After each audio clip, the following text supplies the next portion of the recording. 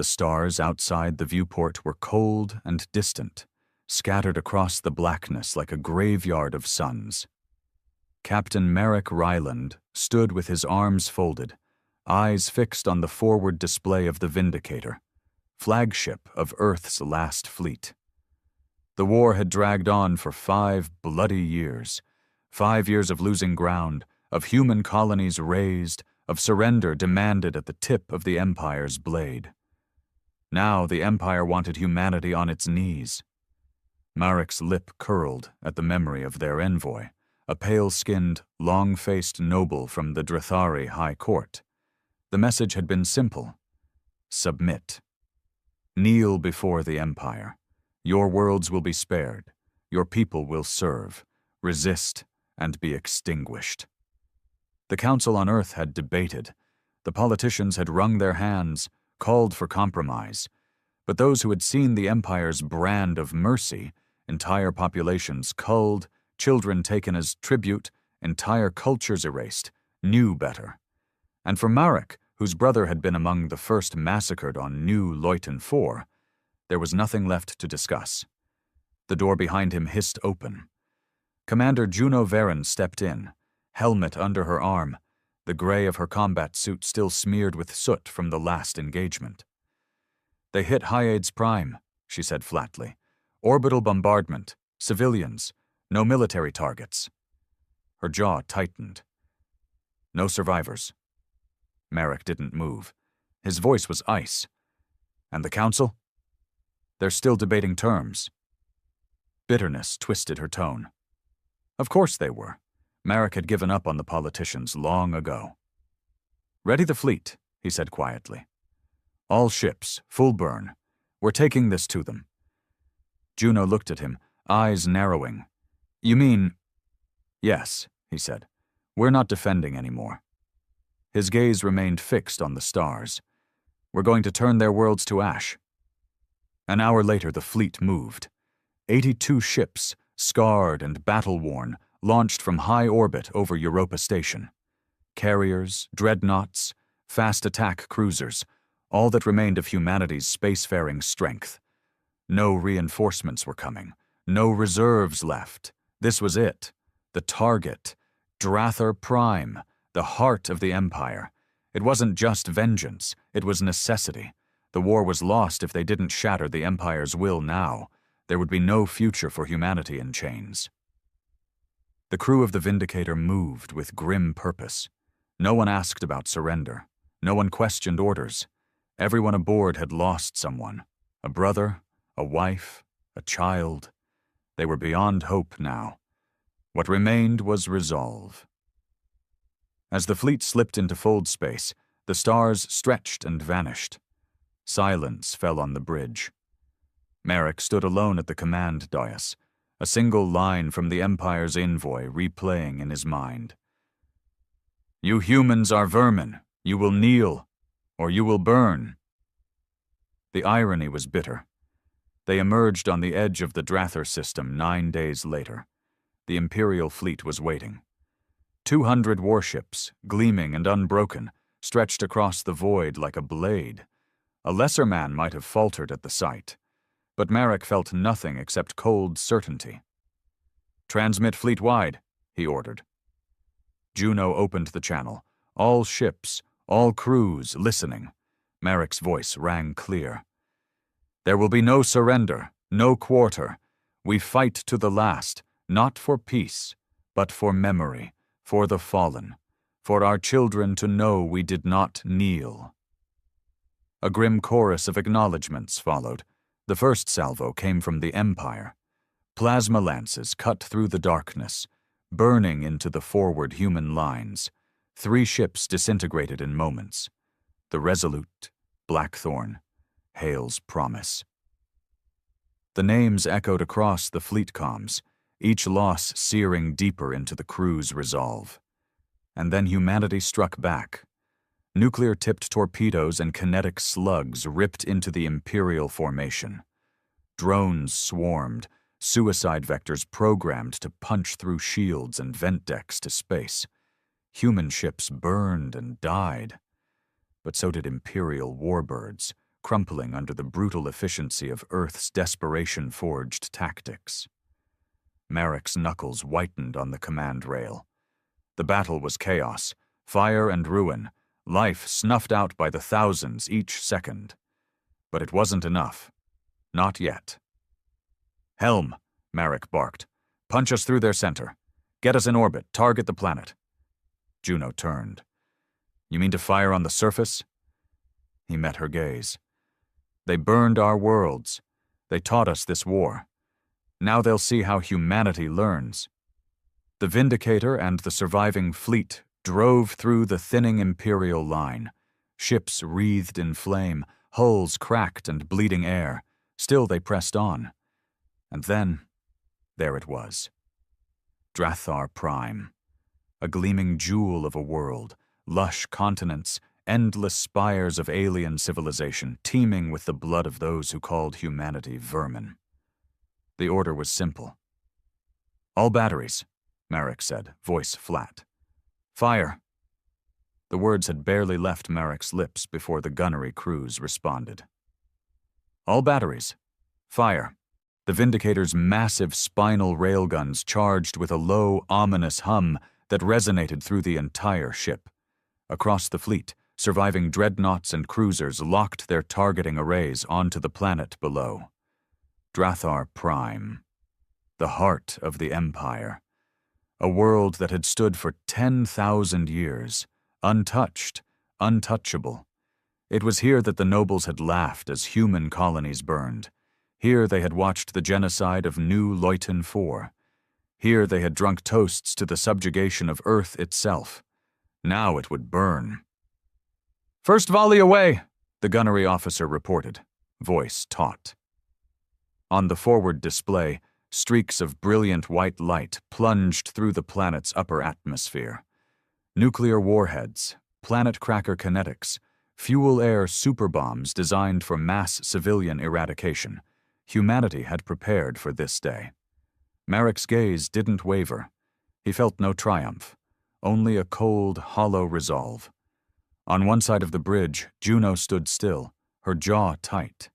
She had ordered orbital strikes before, but never on a core world, never on this scale. No one had. "We're committed now," she said quietly. Marek nodded. "We were committed the moment they slaughtered Hyades Prime." The first impacts lit the planet like a second sun. From orbit, the devastation was surreal. Shockwaves rippled across continents. Whole cities vanished in blooming spheres of white-hot fire. The targeting systems fed back thermal and seismic readings, tectonic destabilization, atmospheric ignition, firestorms spanning thousands of kilometers. Civilian casualty estimates scrolled across the tactical display. 500 million. 600. Climbing. Marek forced himself to watch. He had sworn an oath never to forget the faces of New Leuten IV, the colony where his brother Jonah had died with a rifle in hand, defending a hopeless line against the Empire's massacre squads. Jonah's last message still lived in Marek's mind, raw and unbidden. "Don't kneel, Marek. No matter what they do, don't you fing kneel." Incoming comms burst. Imperial channels. Desperate. "Human commander, cease fire. Civilians are dying. There are children down there." Another burst. "Human fleet, stand down. You've proven your point. We seek parley." Marek's voice cut across the bridge. "Silence those transmissions." The comms officer hesitated, looking to Juno. "Do it," she said grimly.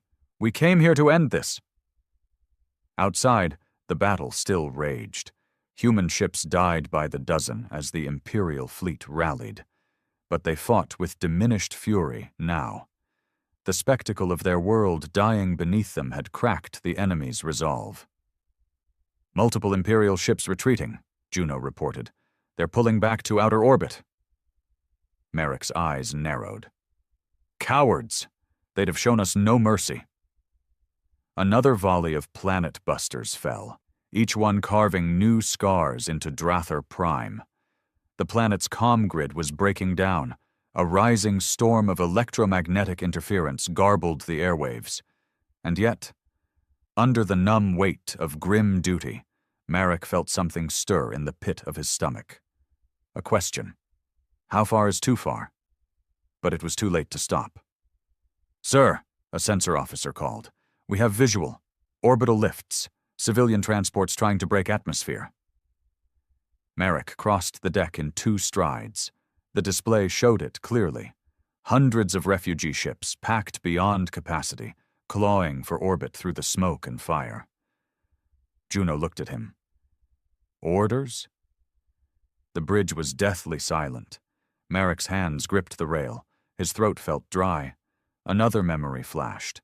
The evac ships of Hyades Prime, shot down by Imperial cruisers. No mercy. No survivors. Now humanity stood in the same place. He closed his eyes for a moment. When he opened them, his voice was stone. "Fire on military craft, civilian vessels. Disable their drives. No survivors reaching Imperial space." A brutal compromise. Not clean. Not merciful. But not outright slaughter. Juno nodded slowly and relayed the orders. And so the slaughter continued. Human interceptor wings screamed down through the broken skies, hammering military gunships and crippling civilian vessels. Escape pods drifted, engines gutted, spiraling back into the burning atmosphere. By the hour mark, the planet's surface was barely visible through the storm of ash and fire. Continental plates had begun to buckle, oceans boiled, sending columns of steam into space. Night and day had ceased to matter below. "Casualty estimates?" Marek asked quietly. The sensor officer's voice was hoarse. 1.7 billion tour, rising. Marek said nothing. It should have felt like victory. But standing on the command deck, watching the death of a world, Marek felt something else entirely. A weight pressing on his chest, heavier with each breath. Juno approached, her face drawn. Her voice was low enough only he could hear. "We're crossing lines here, Marek." He met her gaze. "There are no lines left, not anymore." But the words rang hollow in his own ears. Hours passed. By the time the last of the human fleet regrouped in high orbit, Drather Prime was a scarred husk. Atmosphere poisoned, cities gone, surface temperatures rising beyond survivability. No aid would come. No recovery was possible. Silence hung on the bridge. Finally, Juno broke it. "We've done it. The Empire's capital is gone." Marek nodded, though his throat was tight. "Signal the fleet. Withdraw. We're done here." As the battered ships turned from the ruin below, the fleet's comms were grim and hollow. There were no cheers, no songs, just weary voices calling damage reports, casualty lists, the names of ships lost. Victory. But at what cost? Hours later, in his quarters, Marek sat alone in the dim light. A single data crystal lay in his hand. Jonah's last message. He hadn't dared replay it during the battle. Now, with the ghosts of 1 billion dead pressing on his mind, he activated the recording. Jonah's familiar voice filled the air. "You know me, brother. Stubborn to the end. We won't make it out of this one. But don't you kneel, Marek. Don't you ever let them make you a slave. If they come for Earth, you burn them, brother. You burn them to the stars." Marek stared at the floor. "I did," he whispered. "God help me. I did." But there was no answer. Across the stars, word spread like wildfire. The Empire's seat of power, annihilated. Drather Prime, uninhabitable. 2 billion dead. In the Imperial border worlds, governors panicked.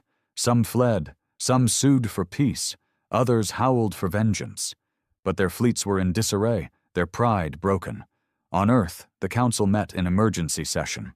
Politicians shouting over one another about war crimes, about victory, about humanity's place among the stars now. But for the crews of the fleet, There was no celebration. Aboard the Vindicator, as it drifted in cold space, Marek stood again at the viewport. Juno approached, her voice subdued. "We did what we had to do." "Did we?" he asked softly. She looked at him for a long moment. "If we hadn't, it would have been us, our worlds, our children. They made this war." Marek nodded slowly, but the weight in his chest remained. No regrets, but no peace either. A new transmission arrived, from deep within the Empire, a surviving noble faction. "You've made your point, human. There will be no surrender. The war is not over." Marek's jaw tightened. His eyes burned with exhaustion and grim resolve. "Then we keep burning," he said coldly, "until there's nothing left to burn."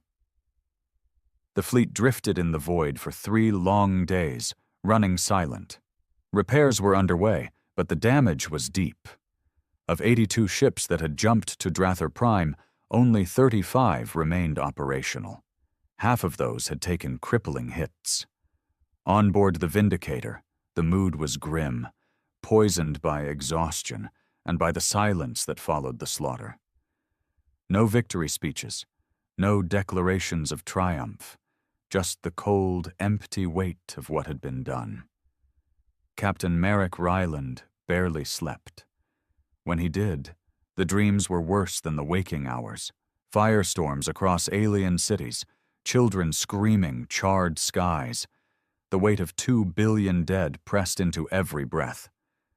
And now the war wasn't over. Not even close. The transmission had been clear enough. "You've made your point, human. There will be no surrender.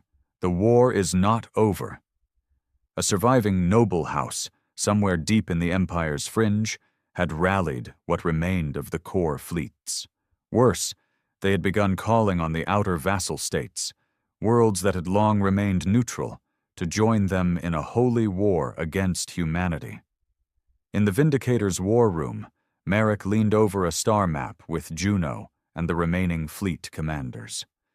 The holo display flickered, showing red markers where Imperial forces were consolidating. Worse, new signals now blinked on the fringe, outer colonies, minor alien species who'd once kept their distance, now pledging loyalty to the Empire's war cause. "We shook the hornet's nest," Juno said flatly. "And now the whole damn galaxy's watching." Marek rubbed his eyes.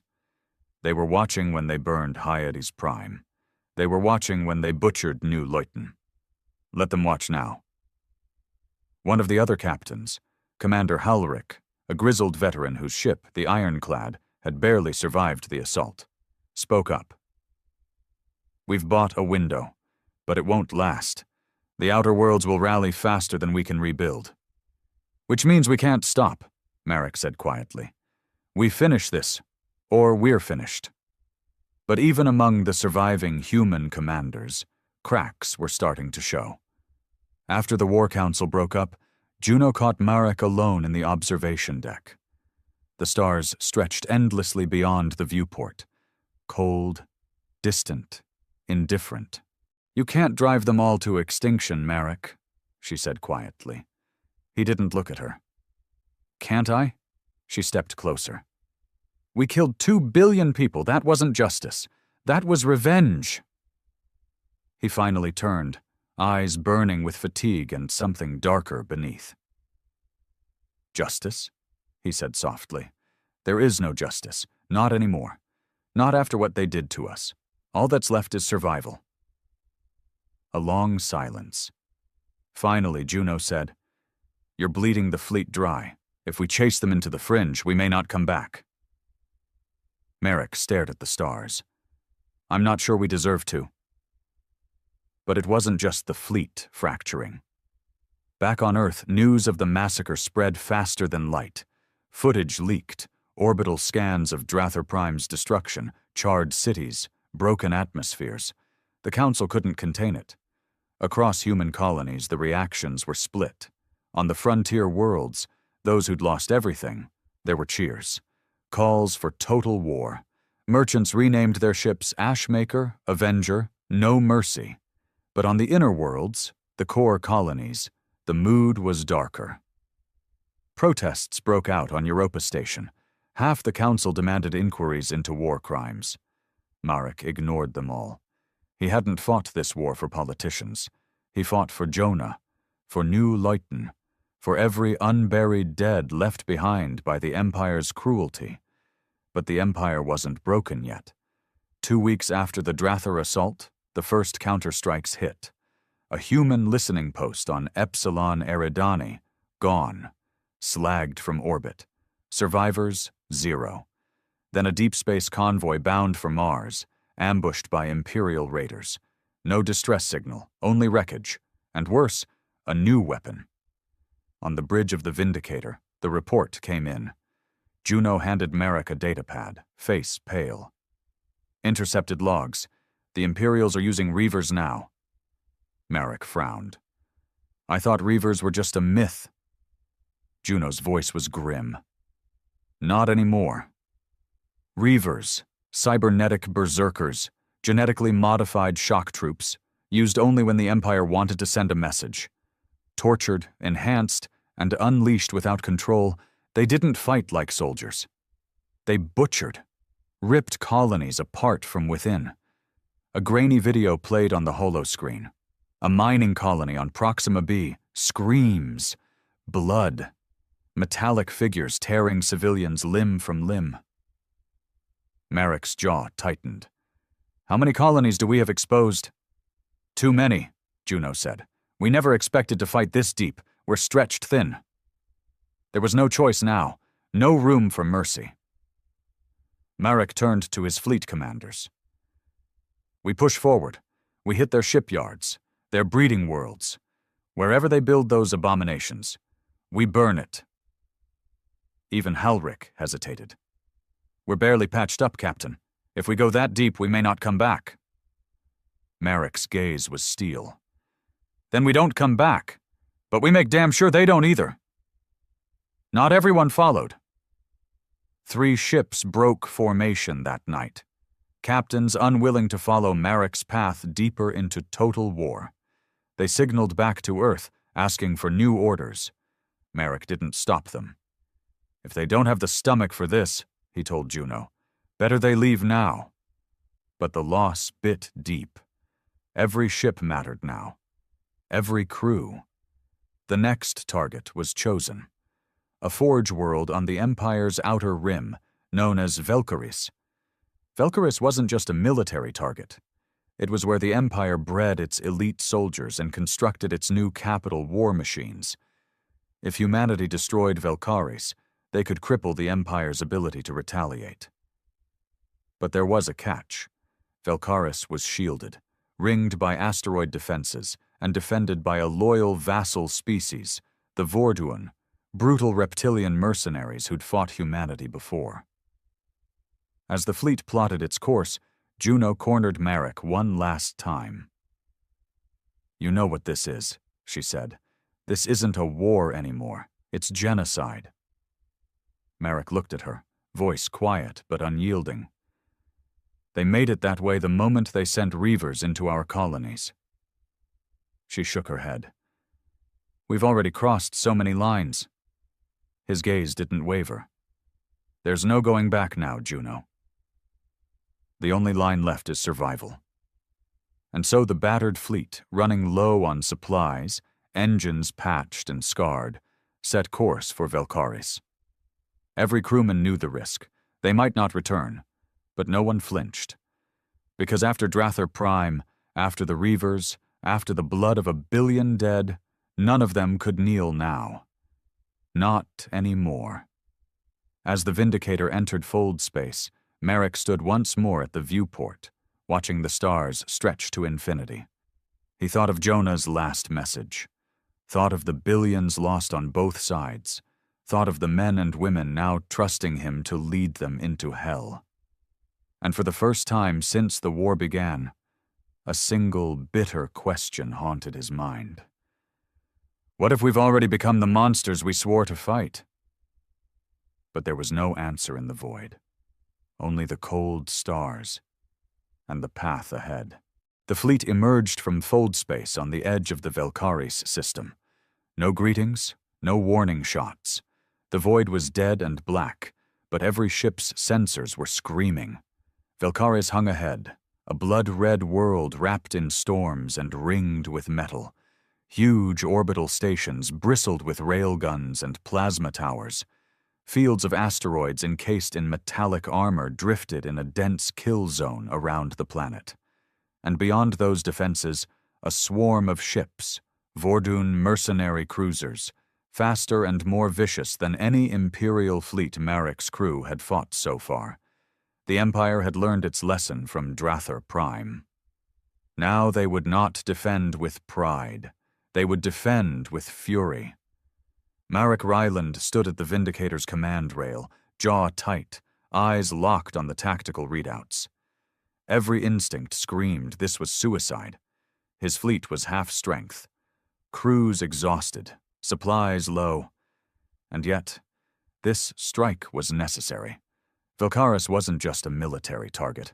It was the breeding pit for the Empire's elite shock troops, the Reavers, the cybernetic war beasts unleashed on humanity's outer colonies.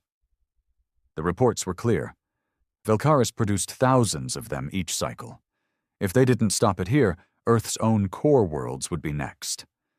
Juno stood at Marek's side, voice low. "This isn't like Drather," she warned. "They're ready for us this time. If we break the line, we'll be trapped in system." Marek nodded. "I know." She studied him. "And if we don't break the line?" He didn't answer, because there was no other path. The battle began at 0300 hours fleet time. It started with a wave of Vorduan fast attack craft, sleek, spike-shaped ships that swarmed the human fleet like wolves, darting through the void with brutal precision. Plasma lances tore through the ironclad's flank, splitting the old dreadnought open. Escape pods jettisoned into the blackness. Many didn't survive the withering crossfire. Marek gave no order to pull back. He couldn't. Not now. "All forward batteries," he barked. "Target the asteroid shield. We burn a corridor now." The Vindicator's main guns roared, launching tungsten slugs the size of transports into the armored asteroids. The fleet followed suit, hammering the ring with everything they had. One by one, the massive stones fractured and tumbled, opening narrow, fiery paths toward the planet. But the price was steep. Each opening drew heavier fire from the orbital stations. The Resolve, one of Marek's few surviving heavy cruisers, was gutted mid-transit. Its reactor detonated in a blinding flash, taking 3 Vorduan interceptors with it. Marek's knuckles whitened on the command rail.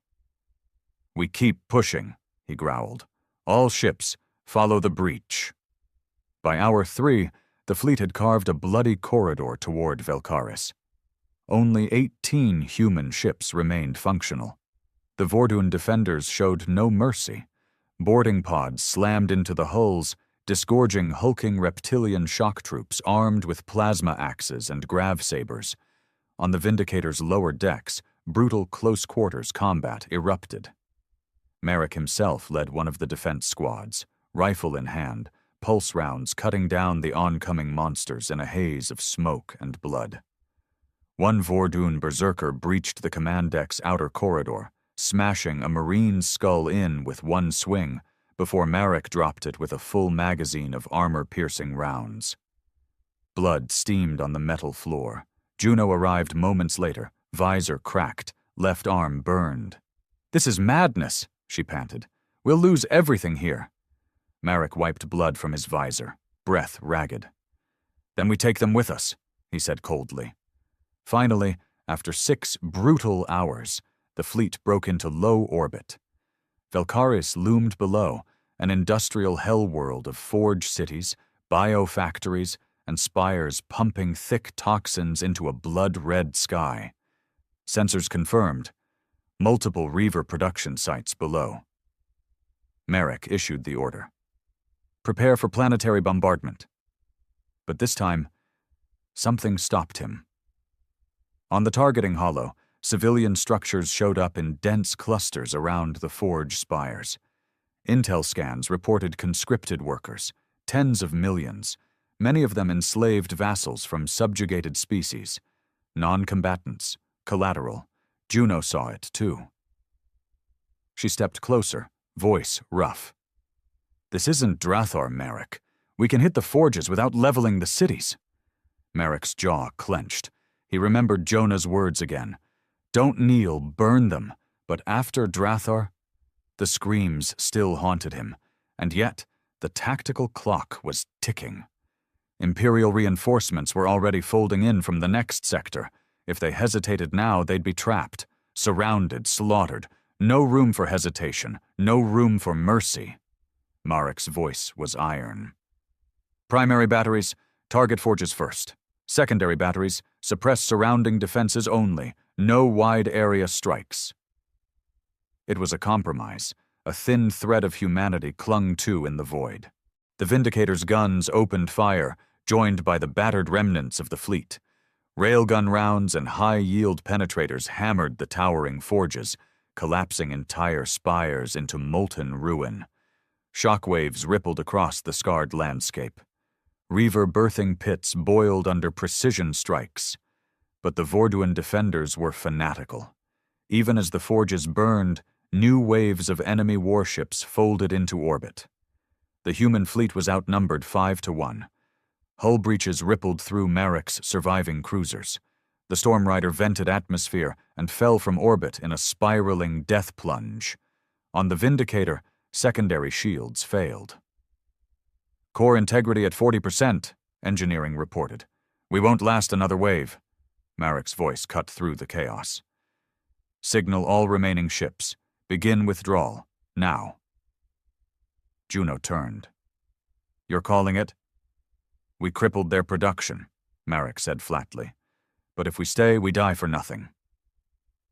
She stared at him, but nodded. The battered remnants of humanity's fleet pulled out under heavy fire, weaving through the fractured asteroid ring, thrusters screaming. Half didn't make it.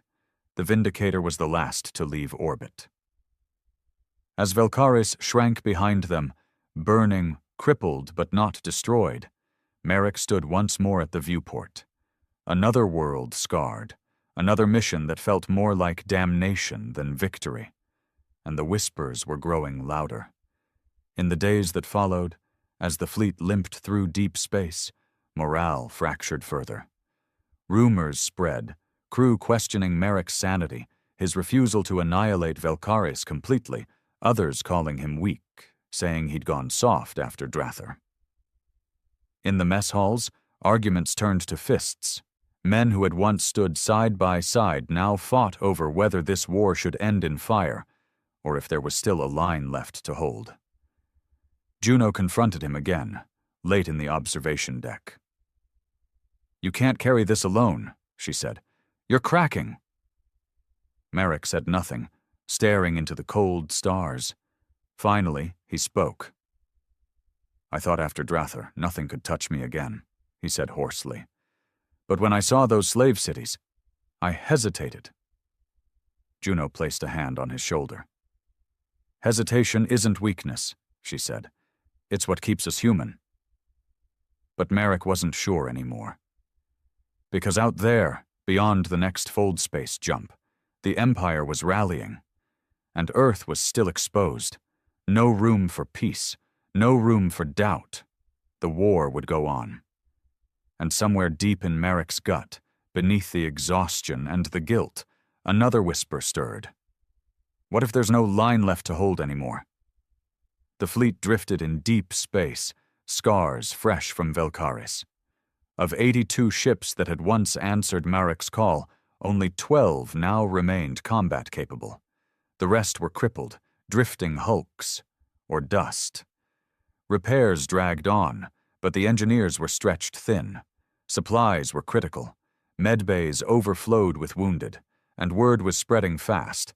Imperial reinforcements had entered the neighboring sectors in force. Juno stood in Marek's quarters, arms folded, eyes hard. "We need to pull back," she said bluntly. The fleet's bleeding out.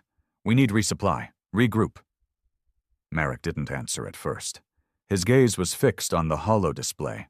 News feeds from Earth, trickling in over fractured channels. Every report was worse than the last. Enemy forces sighted near Mars orbit.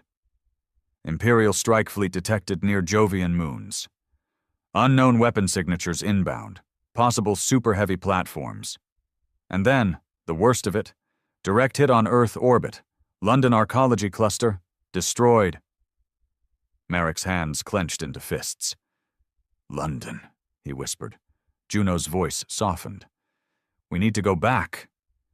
It wasn't a choice anymore. Earth was under siege. Merrick strode onto the Vindicator's bridge. Signal the fleet, he ordered. All ships. Plot course for Sol. Best speed. The battered fleet jumped at once, wounded ships trailing sparks and venting plasma through fold space. No formation drills. No war chants. Just desperation. The jump took 17 hours. When the fleet emerged over the far edge of Sol system, the stars seemed colder than ever. And the signals coming from Earth were pure chaos. Emergency bands crackled. Multiple enemy signatures in Earth orbit. Repeat, enemy in Earth orbit. Arcology sectors 7, 9, and 12 hit. Ground-based planetary shields failing. Merrick's jaw tightened. Get us there, he growled. Full burn. They reached Earth orbit 2 hours later, and what Merrick saw made his blood run cold. The sky over Earth was burning. Dozens of Imperial ships, some larger than anything Merrick's fleet had seen, loomed in low orbit. Massive assault carriers disgorged waves of dropships and reaver pods. Entire swathes of the planet's surface burned. Cities in ruins, air thick with smoke. Earth's own orbital defenses were gutted. The old Jovian fleet had been caught in the first wave. Shattered. On the Vindicator's bridge, sensor officers shouted readings. Multiple enemy capital ships in orbit. We're outgunned. Planetary shields collapsed over major continents. Reaver pods landing across Eurasian and American sectors. Juno looked to Merrick. This is what they wanted, she said grimly. Payback for Drather, for Velkaris. Merrick's voice was ice. Then we give them hell. There was no time for complex tactics. Merrick ordered the fleet to punch straight into the enemy formation, a suicidal charge to buy Earth's surface defenders what little time they could. The battered human ships surged forward. Vindicator's main guns lit up, tearing into an enemy destroyer and sending it tumbling in flames. The Last Horizon, once a colony carrier, now a makeshift battle barge, rammed a Reaver mothership head-on, detonating its reactor in a blinding flash. But the losses were brutal. Enemy plasma batteries cut through the human formation like knives. One by one, Merrick's remaining ships fell. The Iron Spear, Defiant, Razorwind, gone. By the second hour, only 5 ships remained in the fight, and Earth's orbit was still swarming with enemy vessels. On the ground, it was worse. Reaver pods fell like a plague across the continents. Live feeds flickered on the holo, twisted cybernetic monsters tearing through human cities. Civilians slaughtered, arcologies breached, old military garrisons fought back, tanks, drones, infantry, but they were outmatched.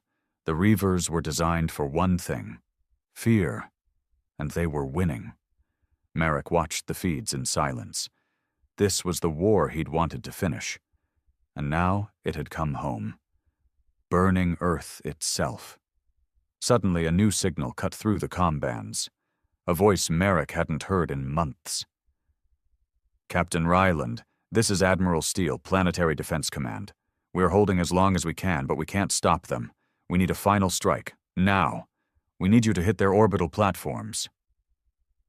Juno turned. If we do that, we lose the fleet. Merrick's eyes burned. If we don't, he said softly, we lose Earth. There was no debate. Merrick ordered the remaining ships into a full frontal strike against the largest enemy carrier, a monstrous dreadnought parked above Eurasia. It was suicide. As Vindicator and her last companions surged forward, enemy batteries lit the void. The resolute blade was torn apart in seconds. The Vindicator herself took a crippling hit, decks venting to space, alarms wailing. On the bridge, smoke choked the air. Engineers shouted damage reports. Medics carried out the wounded. But Merrick stood firm. "All remaining guns," he growled. "Target that dreadnought. Everything we've got." The first volleys struck true, massive rail slugs punching into the enemy ship's core. But return fire hammered the Vindicator. Hull breaches ripped through the lower decks. The starboard engine went critical. Marek was thrown against the command rail as the ship bucked under the hits. Blood ran from a gash on his forehead. And still, he gave no retreat order. "Keep firing!" he roared. The Vindicator's final salvo, a full spread of plasma torpedoes, slammed into the enemy dreadnought's power core. The explosion was blinding. One of the Empire's biggest ships, gone, torn apart in fire. But the cost was total. The Vindicator was dying. Juno staggered to Merrick's side, her face streaked with soot and blood. "We have to abandon ship," she gasped. "The reactor's overloading." Merrick stared at the burning earth below. "Not yet," he said hoarsely. But there was no choice. The crew began evacuating, escape pods and shuttles launching into the chaos. Merrick remained on the bridge until the last moment, watching as the planet burned. Finally, Juno dragged him bodily to the last escape shuttle. They barely cleared the ship before the Vindicator erupted behind them, a funeral pyre in the void. The shuttle tumbled through debris, battered by shockwaves. When Merrick came to, the shuttle had crash-landed, somewhere on Earth's surface. Smoke choked the sky. Cities burned in the distance. Reavers prowled the ruins. Juno crouched nearby, rifle in hand. She looked down at Merrick, voice low. "Welcome home." And now the war had changed again. No longer battles in the stars. Now it was personal. Now it was survival, on burning soil, and Merrick Ryland, battered, broken, unbowed, rose to his feet, rifle in hand, eyes hard. "No more running," he said coldly, and Earth itself would become humanity's last battlefield. The sky was black with smoke. Ash drifted down like snow, coating broken streets, shattered arcology towers, and the twisted ruins of Earth's once proud cities. Captain Merrick Ryland staggered from the wrecked shuttle, rifle slung across his shoulder, blood drying on his face. His combat suit was torn, chest plate cracked. Every breath tasted of ash and burning metal. Juno Varen crouched nearby, scanning the horizon through cracked visor lenses. "Multiple reaver packs in the sector," she said grimly. "Survivors scattered. No clear command structure left." Merrick wiped blood from his mouth. He could still hear the final moments of the Vindicator, the ship tearing apart behind them, his crew screaming over comms. Most were dead. The rest, somewhere on this burning planet, hunted, and Earth itself was barely recognizable. Entire continents were ablaze. The Empire's orbital bombardment had shattered Earth's major cities. Only pockets of resistance remained, fighting block by block. The Council had fallen silent, government sectors obliterated. No orders, no chain of command. It was chaos. "Who's left?" Marek rasped. Juno pulled up a flickering holomap. "Scattered militia. Few marine companies from Europa. Civilians armed with scrap. Maybe a few council guards holed up in the old bunkers." She glanced up. "But Reavers own the streets now." Marek nodded grimly. "Then we take them back." By nightfall, they'd linked up with a survivor cell, a ragged band of Marines under Captain Rorden, dug in near the old Geneva district. The sight was grim. Battered men and women in blood-smeared armor, eyes hollow from days without sleep. Civilians armed with hunting rifles, makeshift bombs, anything they could salvage. Riordan met Merrick with a grim salute. "Didn't think anyone was still coming down from orbit," he said. "Didn't think we'd survive the landing," Merrick replied. His voice was flat, dead tired, but unbroken. Riordan led them through the ruins, a maze of collapsed arcology spires and burnt-out transports. "The Reavers hit us 3 nights ago," he said. "Tore through the outer districts. We've been holding the old tunnels, but we're losing ground." "How many?" Merrick asked. Riordan's face was pale. "Thousands, and they don't stop." Merrick's gut twisted. Velkaris had fallen, but not before producing a final batch of nightmares, and now those monsters were tearing Earth apart. That night, Merrick sat with Juno and Riordan in a makeshift command post. An old maglev tunnel half-collapsed, lit by scavenged lamps. Maps were spread out. Enemy movement tracked by drones and desperate runners.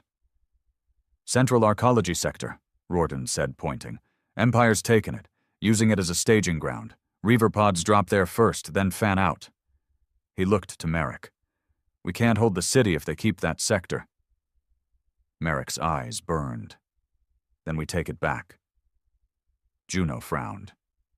"With what?" "We've got a few squads and civilians with pop guns." Merrick stared at the map. "No choice," he said coldly. "If we don't cut their heart out, this city dies. The planet dies." It was madness, but madness was all they had left. At dawn, the assault began. Merrick led the first strike team, Marines and survivors moving through sewer tunnels beneath the arcology sector. Above them, Reaver howls echoed, metallic shrieks that chilled the blood. Juno moved at Merrick's side, pulse rifle ready. "You know this is suicide," she muttered. Merrick's voice was ice. "Better to die fighting than watching Earth burn."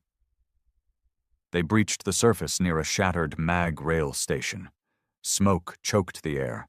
Fires burned across the horizon.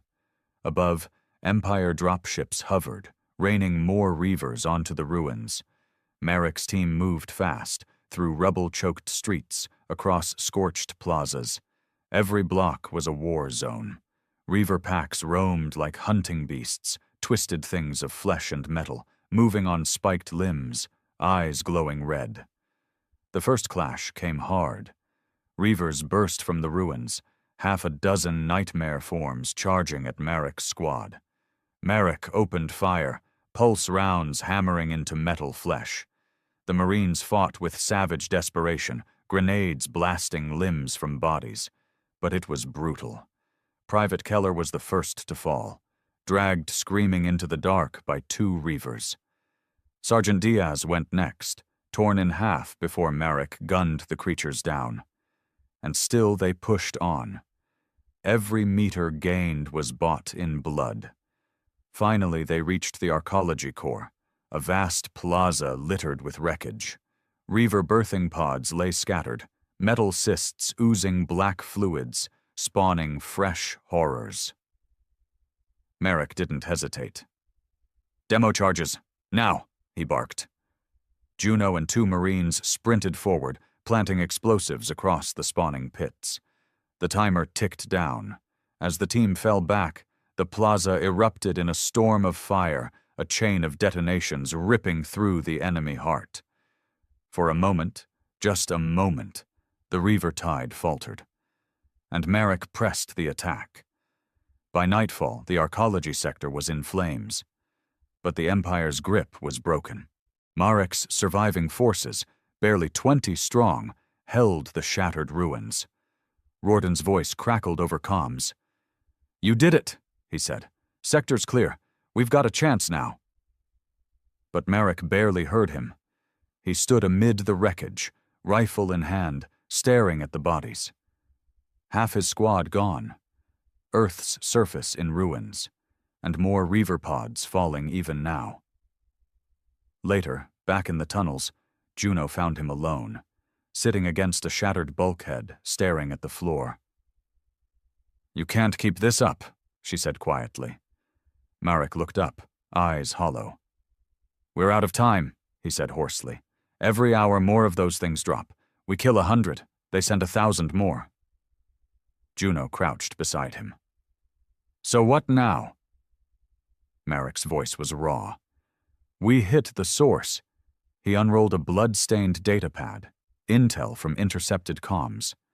Deep beneath the old capital arcology, a hidden Imperial node, a Reaver command nexus. If they could reach it, if they could destroy it, they might cripple the enemy swarm. But the route was suicide, miles of enemy-held ruins, dozens of Reaver packs between them and the target, and no backup. Juno stared at the plan. "You're insane." Marek's voice was steel. "We either end this, or Earth falls." And in the flickering gloom of the tunnels, Captain Marek Ryland rose, bloodied, broken, but unbowed. And the war, the real war, Starstories, was just beginning. The tunnels beneath old Geneva ran deep, deeper than Marek Ryland had imagined. Twisting shafts, long-forgotten maintenance corridors, buried ruins of a pre-collapse Earth, all choked with dust, ash, and the stench of death. For 3 days, Marek's strike team pushed deeper, hunted at every turn. There were 12 of them left now. Juno, Captain Rorden, a handful of Marines, 2 hardened resistance fighters from the Geneva underground, all battered, all running on adrenaline and desperation. Their goal, the Reaver Command Nexus, the last hope of crippling the swarm.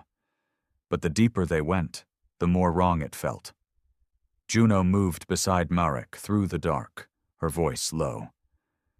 "This place wasn't built by us," she whispered. Marek nodded grimly. "No," he said. "The Empire planned this years ago. The invasion was never meant to be orbital. It was always meant to end here." The team pressed on, through wrecked sublevels and half-collapsed passages. They found signs of battle everywhere, bodies of resistance fighters, torn apart, stripped of weapons. Signs of betrayal, human corpses executed, shot in the back, weapons gone. Someone had been here before them, and not all of them had fought for Earth. On the 3rd day, they found the first real proof. A shattered comms post, scattered datapads.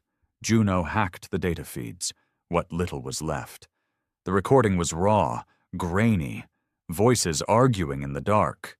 "You're mad, cutting a deal with them. They promised us survival, Earth's lost. We have to—" Gunfire, screams. The feed cut to static. Marek's face hardened. "Traitors!" he growled. Rorden swore under his breath. "Some of the Council, they must have cut deals. That's why the Reavers are moving with intel." Juno looked at Marek. "If we run into them—" Marek's voice was ice. "They're no better than the Reavers." And still they pushed on. The deeper levels were worse. Here, the Empire had transformed the tunnels. Walls lined with black biomechanical growths, veins of pulsing metal and flesh. The very air throbbed with unnatural energy. The Reaver Nexus wasn't just a machine. It was alive. And it hated. That night, huddled in a half-collapsed maintenance room, Marek stared at the flickering map. One corridor remained, leading straight into the Nexus chamber. But scouts had reported heavy movement, Reaver packs massing, worse, human signatures with them. Traitors. Juno knelt beside him. "We don't have the numbers for a frontal fight." Marek looked up, eyes hollow, voice raw. "We don't fight fair." The next day, they moved. Fast, silent. Rorden led a flanking squad through collapsed utility shafts. Marek, Juno, and 5 Marines pushed the main corridor. It was a slaughter. The first ambush hit hard. Reavers dropping from the ceiling, slicing into the squad. Private Lane went down, throat torn out. Sergeant Voss, leg severed, bleeding out. Juno ended his suffering with a single round. And still Marek drove forward. Every step was blood. Then, the human traitors struck, a squad of black-armored figures or council guards. Their insignias burned off, faces masked. They opened fire, cutting down 2 more Marines. Marek returned fire without hesitation. 2 traitors fell, screaming. Juno flanked left, gunning down another. Marek moved like a man possessed, cold, methodical, merciless. Finally, 1 traitor remained, pinned behind wreckage. Marek stormed forward, rifle raised. The man ripped off his mask, bloodied, desperate. "You don't understand," he shouted. "They promised—" Marek shot him in the face. No mercy. When the smoke cleared, only 4 remained. Marek, Juno, Riordan, bloodied, one arm hanging useless. Private Hale, barely 19, eyes wide with terror. The final door loomed ahead, a massive biomechanical seal, pulsing with dark energy. Juno scanned it. "No turning back now," she whispered. Marek's voice was cold steel. "There never was." The door split open with a scream of tearing metal. The Nexus chamber beyond was vast, a cathedral of black and crimson, cables and veins running to a massive central core. The Reaver mined, the source. And it knew they were there. The air filled with an unearthly shriek, dozens of Reavers pouring from the walls. Marek's team formed a tight circle, rifles blazing. Hale went down first, dragged screaming into the dark. Riordan fought like a madman, firing with his one good arm until he was swarmed. Juno and Marek stood back to back, fighting to the last. "Plant the charges!" Marek shouted. Juno sprinted forward, slamming demo charges into the Nexus core. Marek held the line, pulse rifle overheating, barrel glowing red. A Reaver lunged. Marek's blade met it mid-air, severing its head in a spray of black ichor. Another slammed into him. He went down hard, pinned. Claws raked his armor, metal tearing. Pain lanced through him. Then, a sharp crack. Juno, sidearm in hand, shot the creature off him. She dragged Marek to his feet. "Charges armed!" she shouted. 10 seconds! They ran, sprinting through the burning chamber as the Nexus screamed behind them. The explosion was blinding. A shockwave hurled them down the corridor, walls collapsing in a rain of metal and flesh. Silence. Marek came to, half buried in rubble. Juno knelt beside him, bleeding, battered, but alive. The Nexus was gone. The swarm, crippled, for now. Outside, the Reaver howls faded, the city above falling eerily silent. They had won, for the moment. Marek staggered to his feet, leaning on Juno, eyes burning. "It's not over," he rasped. Juno nodded, voice hoarse. "It never will be." But Earth still stood, and so did they. 2 weeks passed. The skies over Earth were still dark. The Reaver Command Nexus was gone. Its destruction had crippled the swarm. Across the ruined cities, Reavers faltered and shut down, twitching wrecks littering streets and plazas. But the damage was done. Marek Ryland limped through the shattered remains of Geneva. The once glorious arcologies were blackened husks, entire districts flattened. Civilians, what few survived, huddled in ruins, burned, starving. Smoke choked the air. The sun barely pierced the haze. Juno moved beside him, her arm in a makeshift sling, face scarred, eyes hard. "They're gone," she said quietly. "For now." Marek said nothing. There were no words. Not after all this. The resistance had rallied what forces remained. Pockets of Marines, battered militia, survivors from the old council guard. But there was no government left. No council. Earth's leadership had burned with its cities. Across the system, faint signals trickled in. A handful of fleet ships had survived the orbital slaughter, crippled, scattered. One message burned through the static. "Captain Ryland, this is Admiral Steele. We've regrouped at Luna Base. Barely a dozen ships left. We need orders." Marek stared at the transmission for a long time. then sent a single reply. Rally. Prepare for counterstrike. Juno watched him, brow furrowed. You can't be serious, she said. Merrick's voice was rough. The Empire won't stop. We crippled them here, but they'll come again. She shook her head. We've got no fleet left, no command. Earth is barely breathing. Merrick's eyes burned. Then we fight with what's left. The next days were a blur. Merrick worked tirelessly, coordinating what little fleet strength remained, repairing ships, rallying survivors. The battered core of the Vindicator's crew returned from scattered escape pods, those who hadn't burned in the atmosphere. They came willingly. No orders needed. But the truth was brutal. Earth couldn't survive another assault. And the Empire still stood. Then came new intelligence. A runner ship limped into orbit, AI systems half-fried, hull scorched. On board, a captured data core from an Imperial warband. Juno cracked it. What they found chilled them both. The Empire's remaining core fleet had pulled back, reeling from the loss of Drather, Valkyries, and the failed Earth assault. But they weren't finished. They were building something. A new flagship, bigger than any dreadnought known. An extermination ship, designed for one purpose, to erase Earth completely. And it would be ready in less than a month.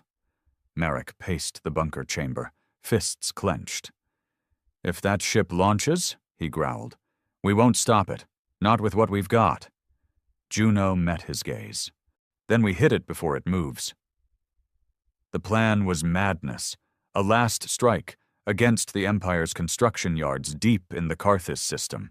A black site, well defended, suicide. But it was the only way.